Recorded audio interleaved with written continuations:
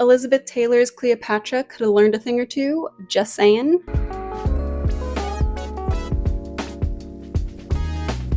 Hi there, my name is Tessa, and if you watched my last video about Cleopatra, then you know that it isn't my favorite movie from the golden age of Hollywood. Honestly, I'm convinced that a lot of the people who say that Cleopatra has the best costume design, one, haven't watched enough movies, or two, haven't actually sat through the whole thing and are just referencing the most popular images that make the rounds online. I got a lot of comments asking what my favorite movies from that time period were, and since that's one of my favorite topics, I'm happy to oblige. Because costumes were one of the easiest ways for studios to market their movies, they actually put a lot of attention into it back in those days. So keeping this list limited to only 10 was really hard. I did my best to pick movies that were representative of different fashion eras and film genres just to keep it a little bit interesting, but obviously my personal taste is going to influence that a little bit. And while I do think that these are great films in general, I want to make it abundantly clear that they're on this list first and foremost for their costumes. Things would be very different if I was just trying to list the top 10 must-watches of the era. Also, because I will genuinely watch a movie for the costumes alone, I'm not going to go into extreme detail in regard to the plot. So if that is something that's important to you,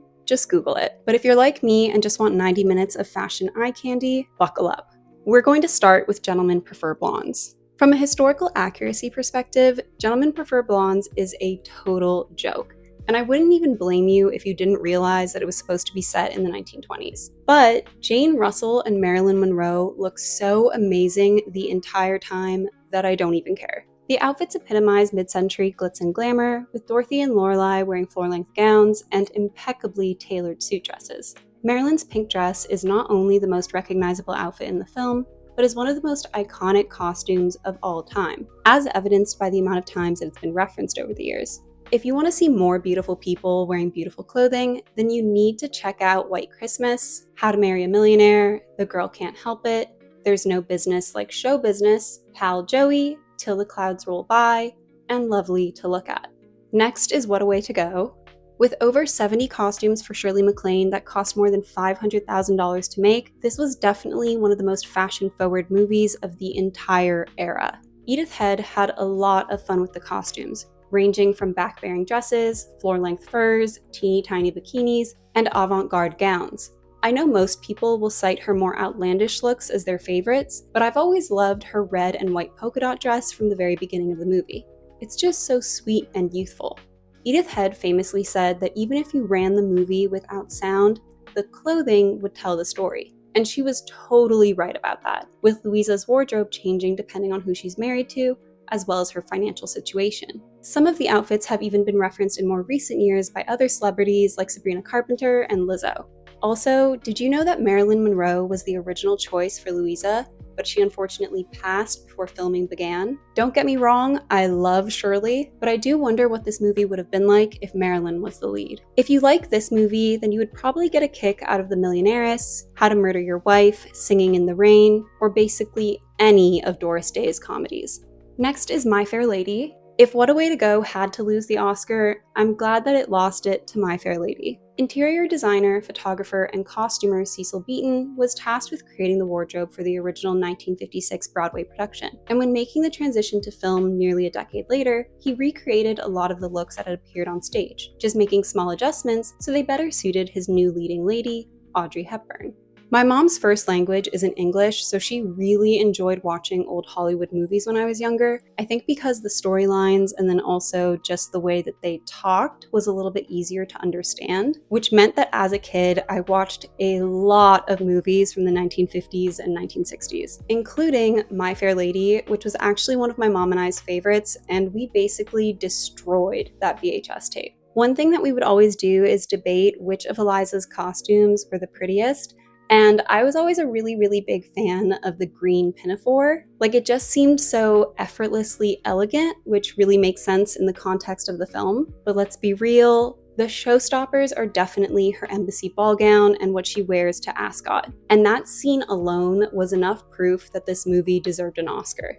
Like basically any movie ever, you can see the impact contemporary fashion trends had on the costumes, but if you close one eye and squint a bit, they still read as vaguely 1910s. But honestly, I wouldn't even care because they're simply that pretty. Audrey Hepburn had fantastic luck when it came to costume designers, and basically any of her movies would make a fashionista happy. Obviously, there's Sabrina, Funny Face, and Breakfast at Tiffany's, but I have a fondness for Charade, Paris When It Sizzles, and Two for the Road. Also, if you watch War and Peace, you'll spot a dress that is really similar to what she wore in My Fair Lady, which I think is not only a great example of what type of clothing people really like to put her in, but also how cyclical fashion is. Next is Gigi. These costumes were also designed by Cecil Beaton. I guess I have a type, but they took inspiration from a very different time period. Ironically, although Audrey Hepburn replaced Julie Andrews when My Fair Lady was adapted to film, Leslie Caron wound up taking the role of Gigi from her, which I personally think was the right choice, considering Audrey Hepburn kind of read as more of an elegant young woman instead of a playful teenager. I think that Gigi's schoolgirl outfits are utterly adorable, and they actually remind me a lot of what Samantha in the American Girl franchise wears, which makes sense since they exist in the exact same time period. Most of the characters seem to wear fashions inspired by the 1880s as opposed to the turn of the century, hence the more figure-hugging silhouettes and the absence of the pigeon breast. But Aunt Alicia looks so good the entire time that, again, I do not care. There are honestly a lot of old Hollywood movies with this sort of vibe, but the ones that I can think of off the top of my head are Showboat, Calamity Jane, The Great Race, The Harvey Girls, Chitty Chitty Bang Bang, Gypsy, and Hello Dolly. Next is High Society. Similar to Audrey Hepburn, Grace Kelly's film career was defined by fashion. Although since she was only actively acting for about 6 years, there aren't as many examples as I would have liked. Everyone has their own answer for which Grace Kelly movie has the best outfits, and any of them would be correct. But speaking for myself, I really love High Society. The more lavish outfits are just so fun and feminine, while her more simple looks are effortlessly chic. Honestly, you could wear every single thing in this movie today, and no one would bat an eye. And my favorite look is probably her blue tea dress. If you want to see more of Grace Kelly just being beautiful, you can definitely check out The Swan, Dial M for Murder, To Catch a Thief, and Rear Window. Next is Leave Her to Heaven. Femme fatales are known for being stylish, but Ellen might actually have the most impressive wardrobe of all of them, at least from a sheer numbers standpoint. Depending on the state of her and Richard's relationship, Ellen's outfits range from glamorous to domestic, and you just can't help but stare at her the entire time that she's on screen. Her introduction outfit is one of my favorites, with or without the fur coat, but her green swimsuit is also pretty memorable. I also love how many of her outfits are embroidered with her initials. It just does a great job of highlighting both her wealth and possessiveness, but in a subtle way. Some other movies that feature love, drama, murder, and great clothing are The Barefoot Contessa, Gilda, I Married a Witch, The Big Sleep, The Lady Eve, Dinner at 8, Double Indemnity, and The Killers. Next is Gone with the Wind. A lot of people like to say that old Hollywood didn't really care about historical accuracy when it came to its costume design, but Gone with the Wind tramples all over that theory. The movie covers a little over a decade in Scarlett O'Hara's life, and her clothing constantly changes to reflect her financial and marital situation while still being somewhat true to the fashion trends of the era, like transitioning from the giant hoop skirts of the early 1860s to the bustles of the 1870s. They even follow dress etiquette from the time period, with the female characters wearing higher necklines in the day and lower ones at night, except when it serves a narrative purpose, of course. Costume designer Walter Plunkett also incorporated a lot of color symbolism, using green for manipulation and envy, red for love, lust, and scandal, and white for innocence and naivete. Scarlett has a lot of great outfits, but my personal favorites are probably her barbecue dress, the blue dress she wears when she gets caught with Ashley, and her red party dress. I know that her green velvet curtain dress is super iconic, but I always thought that it was kind of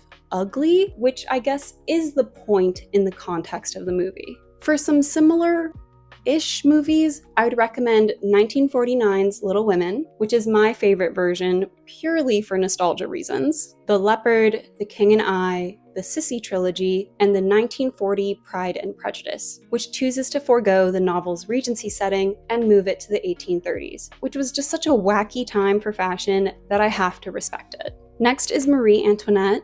I love a poofy dress, and the Rococo period was just full of them. And with Marie Antoinette being one of the most notable figures from that era, it makes sense that a movie all about her would have some great fashion moments. Legendary designer Adrian came up with every single costume in the film, which amounted to over 1,000 when you included all the extras. Norma Shearer plays the Queen from her arrival in France in 1770 to her execution in 1793, and she sports a variety of dress styles like the chemise à la reine and the robe à la française. While certain aspects of the costumes deviate from history, they did reference a lot of the outfits that Marie Antoinette actually wore, and I just love how they committed to all of the trim and ornamentation that defined the era. My only complaint is that since the costume and set design was so expensive, MGM decided to not shoot in Technicolor to save money, which is a damn shame since the costumes were hand-dyed and painstakingly embroidered, which you can't really capture in black and white.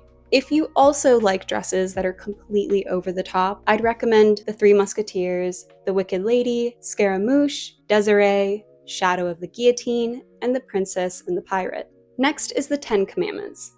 I was forced to watch this movie every single Easter the entire time I was in elementary school, and the only thing that got me through it all of those years was how gorgeous everybody looked. Sure, they've added a lot of modern elements to ancient Egyptian clothing, but they still do a lot for the characters story-wise, like how you can clearly tell that Nefertiti and Sephora have different cultural and economic backgrounds. Elizabeth Taylor's Cleopatra could have learned a thing or two, just saying. Historical epics were all the rage during the golden age of Hollywood, with varying degrees of accuracy, but they all look fantastic. If you don't mind storylines and casting decisions that don't really hold up in the 21st century, then Solomon and Sheba, Samson and Delilah, Quo Vadis, The Thief of Baghdad, and Princess of the Nile are worth a watch. The final movie on this list is Henry V.